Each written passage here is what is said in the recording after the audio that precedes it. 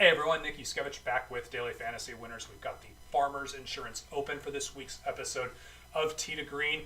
We've got a very good tournament here coming up. It is, in some people's minds, the start of golf season, if you will. It's the first full field event with a lot of the top golfers in the game. It might be the slightly weaker this year in comparison to other years, but it's still a very strong field with, John Rahm, Ricky Fowler, Hideki Matsuyama, Justin Rose, and then, hey, Tiger Woods is back as well, which is obviously, it'll be fun to watch, and so we'll see how that goes. And we'll dive into Tiger here as far as the top golfers, if you will, or at least by price point. I do not think he's one of the top golfers for this week's spoiler alert, but we'll get into that kind of at the end of this video. But before we get into the most expensive golfers, I did want to mention our PGA Tournament History page is live. It is up and running. I think we got it up and running like just before the Career Builder started a week ago. Maybe you've already seen this, but in case you haven't, under the Fantasy Tools section, the PGA Tournament History tab, it is right here. It's along with our other tools for PGA and NBA here, all completely free if you sign up at DailyFantasyWinners.com. And so, anyways, let's just take a very quick look at this. And so this page, the PGA Tournament History page, is going to tell you what the average golfer does on 18 holes here at this tournament. And so for starters here, we have the tournament, we have the par for each course, we have the total yardage. But from eagles, birdies, pars, bogeys, doubles, bogeys, and other is triple bogeys or worse. That, if you add up all those numbers for each tournament, you're going to get 18. And so, like I said, it's going to give you the average score for every golfer here per 18 holes.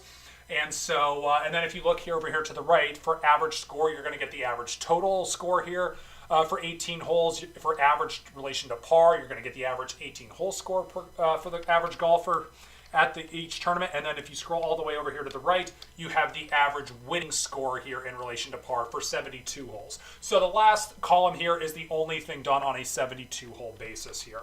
It's just the average winning score for the tournament if you want to look, if you care about that. Might be the least important thing, honestly, on this thing, but if we decide to throw it in there since it was easily available. And so this data goes back since 2014. And the reason why we only went back to 2014 is because, well, there's two reasons. The biggest reason is a lot of these golf courses have actually gone under changes, really like around 2014. Not to say that that was like a specific year, but a lot of these golf courses have gone under changes, whether they've added length, they've changed the greens, they changed the seating and redid like the fairways of the greens, or they just redesigned some holes and moved bunkers and all these kinds of things. Adding length is probably the biggest one that people have done. And so, and then the second reason is because they've added the length. The reason why they added a lot of the length to these golf courses is because the game's changing. With technology and everybody's working out and hitting the ball a long ways. And so we just wanted to grab relevant data for these tournament statistics. And scoring is better in relation to par over the last handful of years. And so we pulled all the data since then. I did go through specifically and omit like a few pieces of data in there. Like, for example, for the Wells Fargo Championship last season in 2017, that is a tournament that's almost always at Quail Hollow. Last year it wasn't because they were getting Quail Hollow ready for the PGA Championship. Like that, last year's Quail Hollow data is not incorporated into this average since 2014. We want the data to be as relevant as possible for the tournaments that usually is played at the specific course. For tournaments that are played at a different course every single year, like the US Open, the Open Championship, PGA Championship, like that, if we just go, let's say the US Open right down here below. Oh, actually, we don't have the course names up here. Anyways, for those tournaments, like the US Open, PGA Championship, Open Championship, I think like the BMW, if I'm not mistaken, I think that's the other one that like they rotate every year. Those are just done. We just pulled the average data anyway since 2014, even though they are from all different courses. And even though that's not going to be as relevant for future tournaments, like for the 2018 season, that it's still going to give you kind of an idea like what kind of scores are still shot at those tournaments. Like you'll see the US Open is one of the toughest, or it is the toughest in relation to par to score. And that is usually the case every year. And that's actually even factoring in that Aaron Hills had really easy scoring last year at the US Open, that the US Open is still the toughest. So it's still relevant, just not as strong a data, if you will, as some of the other ones. So anyways, this is what this page will show you. And I'll just show you the Farmers Insurance Open here really quickly. just because, hey, that's the tournament this week. And if we filter it by length, you will see the Farmers Insurance Open is the second longest on the PGA Tour. Now, there's a slight catch to this as well, because it is, even though it's just shy of the Wells Fargo actually just did get redesigned, and so and there was some length added. So the Farmers Insurance, for all intents and purposes, really is the longest, or you can just call it the longest, and that's fine. The other thing is, because we are in the midst of a stretch where tournaments where multiple courses are used. That's the other kicker that can come into this. So, like for the Career Builder Challenge last week, the Farmers Insurance this week, and then Pebble Beach in 2 weeks from now. I believe there is the tournament. What tournament is it? There's a fall tournament that I know that uses multiple courses. I think there's 4 tournaments total that use multiple courses. Those have been weighted out. That data has been compiled to have the averages be weighted accordingly. So, like for Torrey Pines here, for example, they play Thursday, Friday, north-south, or south-north, or south-north. Just they put everybody on both courses both days, and so. You play 18 on one course one day, 18 at the other course the other day. Then if you make the cut, you'll play 18 at the south both Saturday and Sunday. So you're playing 54 at the south, 18 at the north if you do make the cut. So basically these averages are 75% south, 25% north. So you have the weighted averages proportionally for what you want, because that's what you want ultimately here, to get the data as accurate as possible. And so yeah, that explains, just if you had a question about that, like if you're looking at Farmers Insurance and you're saying, wait a minute, like the South course is like 7,700, why does it say 7,588? It's because the North is like 7,200 and change, and so if you weight it out on averages, you're getting 7,588. So pretty easy to understand here, and so like if we take a look at the Farmers Insurance, it looks like it is I think it's like the 10th most difficult in relation to par since 2014. So that gives you an idea. So it's a very long course. It is one of the more tougher tournaments of the year. And the last thing I should point out here is, and I'll use this to kind of feed into talking about the top golfers here in a second, is that, like I said, this is one of the longest courses on the PGA Tour. But not only that, it really plays in some senses longer than that. And the reason why is the temperatures at this tournament are usually like in the 60s during the day, and I believe it's supposed to be like low 60s during the day in La Jolla for this week's tournament. It's supposed to be pretty good weather. But in the early morning, usually when golfers are teeing off sometimes, the temperatures can be like in the mid-40s, and you get like fog delays all the time and everything like that. And it's usually pretty cool. A lot of times these guys are bundled up a little bit to start their rounds. And so combining that and the fact that this golf course is pretty much at sea level, there is literally like no elevation here. The ball does not travel very well on top of the length. So needless to say, length is very, very, very, very good here. It is definitely one of the biggest, it probably is the biggest statistical correlation for this tournament in terms of success. Strokes gained tee to green, strokes gained approaching off the tee, that's very strongly correlated as well. But definitely taking a look at the Bombers is a very, very good thing here to do this week. So let's pull up the odds per dollar page and take a look at our top golfers here. But we'll do it by DraftKings here again this week. We've got 4 guys above 10,000: Jon Rahm, Ricky Fowler, Hideki Matsuyama, Justin Rose, and we will touch on Tiger briefly at the end as well, and just cause. And so let's get into this. I don't really have many negative things to say about any of these top 4 guys. I think you can make a really good case for playing any one of the 4. I usually like to be particularly high on one of the top guys, or a couple guys here for you. This is just a week that I'm looking at this and I'm just seeing like these top 4 are clearly better than everybody else right now for what we see on for how the guys are playing and how good they actually should be. So I will nitpick it a little bit here the best I can to kind of say who I like the most here. If you're telling me, price does not matter here, yeah, I think Jon Rahm should be the favorite. There's no doubt about it. He is the defending champion here. He won last week at the Career Builder. Those are his 2 PGA Tour wins in his very young career.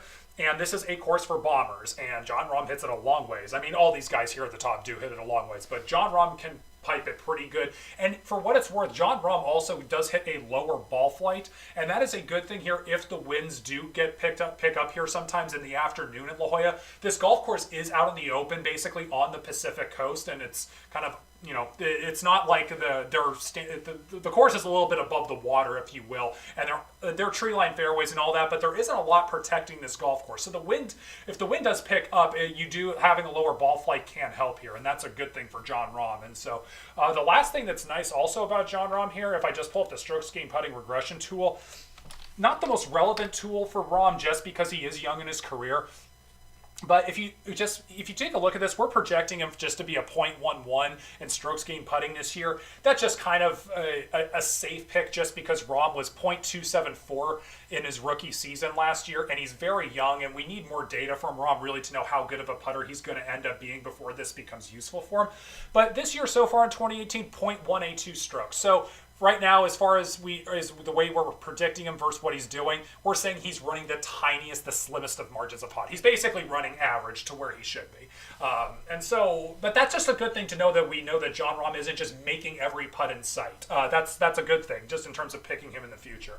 So anyways, I have nothing negative really to say about Jon Rahm other than he's the most expensive golfer. And if you do use Rahm, you're going to be you're going to have your hands tied maybe a tiny bit depending how you're making your lineups. I think there are some pretty good golfers here in the upper 7K range and lower 8K range, and really actually through all the 8K range. I shouldn't say that, not just lower 8K range. But when you get down to this lower 7K, upper 6K range this week, there isn't a lot that I like there this week. And I'll mention who I kind of like and don't like for the most part on the website over in the forum. But I do think the only negative thing with Rahm is you're not going to be able to grab one of these other top golfers and still make like a very good lineup. I mean, you can still make a GPP lineup, but it can still win, of course, obviously. I just think you're a little bit shorthanded for making the best lineup, if we're talking about cash per se. I'm not sure if I want to go be paying 11.8 for Rahm, just because I'm not sure if he's $1,000 better than Hideki and $1,200 better than Rose in a given week. I think this price is a little bit inflated, and his odds to win this week are a little bit inflated just because he is the defending champion and won last week. Jon Rahm this week, I believe, if I'm not mistaken, he's about, I think it was like 8-1, 9-1 in that range, which is about what he was to win the Career Builder last week. And so if you think about it, the Career Builder field was much weaker than the field this week, and there's a lot more of the top players. So his odds to win this week should be worse than they were last week, even though he won. So that's the kind of what I'll leave you with. I do think Rahm is the best, should be the odds-on favorite, but I just don't think that there's anything negative to say about him. It's just the price isn't exactly the best if you do want to grab some of these other top players and maybe make a little bit of a better lineup. As far as Ricky Fowler goes, the one thing I like about Ricky this year in comparison to past years when Ricky has played this tournament, Fowler did not play at Abu Dhabi last week. And I've mentioned before, usually I don't like to recommend guys that are traveling across the country from one week to the next, having played, and I especially mean that if they made the cut the previous week. So if you play 72 holes over in Europe and then you travel over here, or vice versa, or just some other international event, like Abu Dhabi, exactly, over in the Middle East, that's a big time zone difference, and it's just really difficult to get your body accustomed to that in a short amount of time and last for 72 holes for a lot of the top players. And so you're going to probably if you look at Fowler's history here at this event, he has missed the cut here 3 of the last 4 years and finished tied for 61st in the other year where he did make the cut. He was much better at this tournament the 4 years prior with T6, T13, T20, and T5, but he's been pretty poor over the last few years, and I know the last few years he's played at Abu Dhabi, but he didn't do that this year. So I think that's a positive thing for Ricky this week. Ricky's obviously playing tremendous golf. He won the Hero World Challenge. I remember that. He went off on Sunday, finished tied for 4th at the Tournament of Champions, and he finished 2nd at the OHL Classic. So obviously Fowler's playing extremely well as far as the results are concerned, much like Jon Rahm.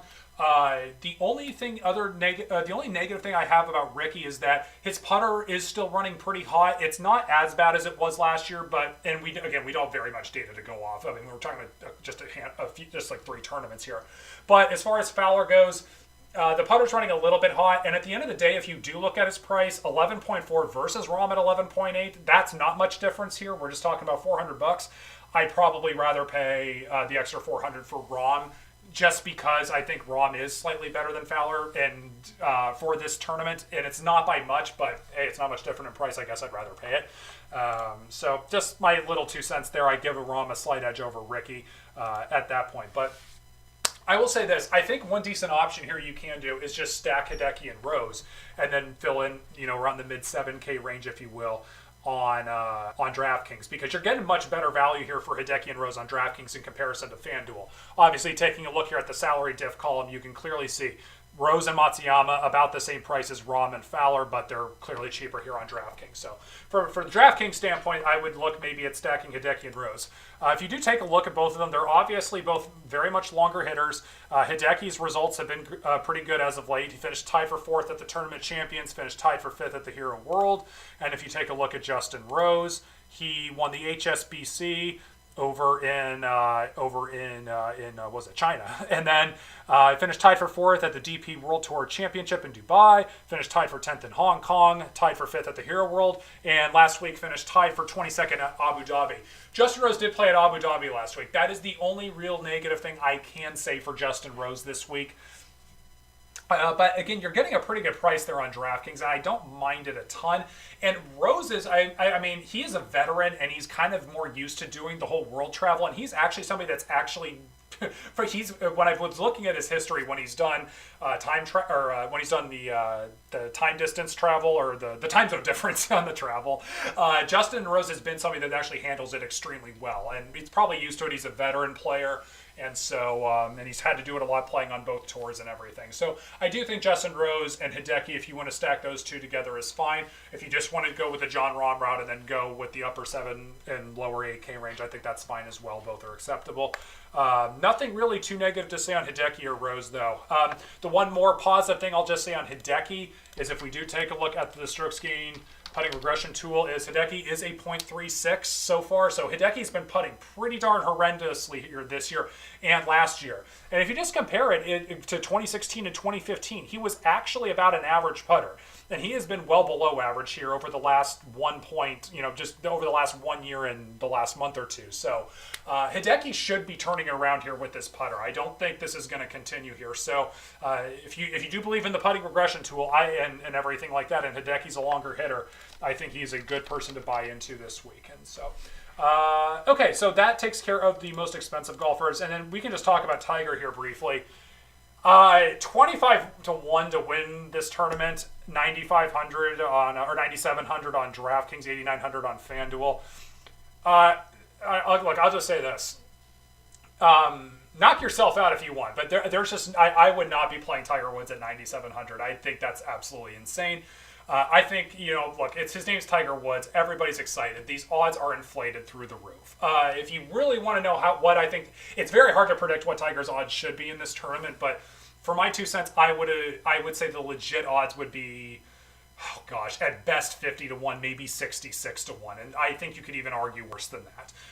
And here's and this is the one thing I'll just say about Tiger. I hope he stays healthy and we get to at least see him out there. And I will just say this: in 2013, he was the best player on the PGA Tour, and which wasn't that long ago. I mean, yes, it was 5 years ago, but if he is healthy, I don't think there's any reason why he can't be one of the best players on tour. But the simple point is we really don't know if that's even remotely close to possible. But what I really just don't like about him this week, other than the uncertainty, is that this is one of the longest courses on tour, and Tiger doesn't have the driving distance advantage he used to have a long time ago. That's a big deal here. And we also know that Tiger is fragile. And I know he's playing here probably because he's had great success here, and maybe there's some kind of sponsorship thing. I don't know. But I will say, though, that Tiger, as far as getting his body loosened up and dealing with the cooler temperatures and this being a really long walk, this isn't exactly my favorite fit for Tiger, despite how insanely good his tournament history here is. It's just one of those things where why risk it? It's just such a high risk move here. I think if you're going to pay 9,700 on DraftKings, if you want to, if on FanDuel at 8,900, you're getting much better value on FanDuel. if you want to throw him in just for fun, go for it. I still don't think it's worth it. I would just take a wait and see approach. I think you want to get a little more data here on Tiger, and I'm sure there's going to be some fish out there that are just going to play Tiger just because he's Tiger Woods anyways, and so he'll get some ownership in any case. So I'm not trying to be a Tiger downer here, and I think he could play well here. If he's healthy, I don't think there's any reason why he can't still be back and play very competitively. I see no reason why not, but I just don't think it's worth the risk here at this point. Let's gather a little bit more data here and watch him a little bit, and then we'll see what we can do with it. And so just mentioned really quickly here also in the 9K range, I'll just do it just because we're here. If you do look here, Brandt Snedeker, Mark Leishman, Jason Day, Patrick Cantley, Brian Harmon. Jason Day, go with the Aussies here. I think Jason Day and Mark Leishman are both very good picks here. They both actually played pretty well at this tournament here before.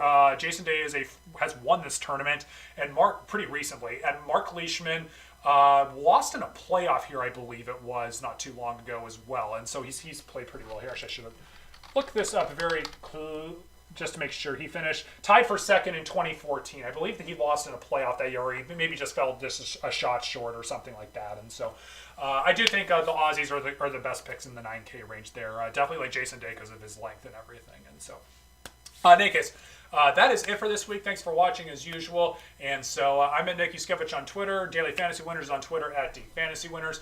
And please remember to like and subscribe to our YouTube channel and videos. All right, thanks everyone. Good luck.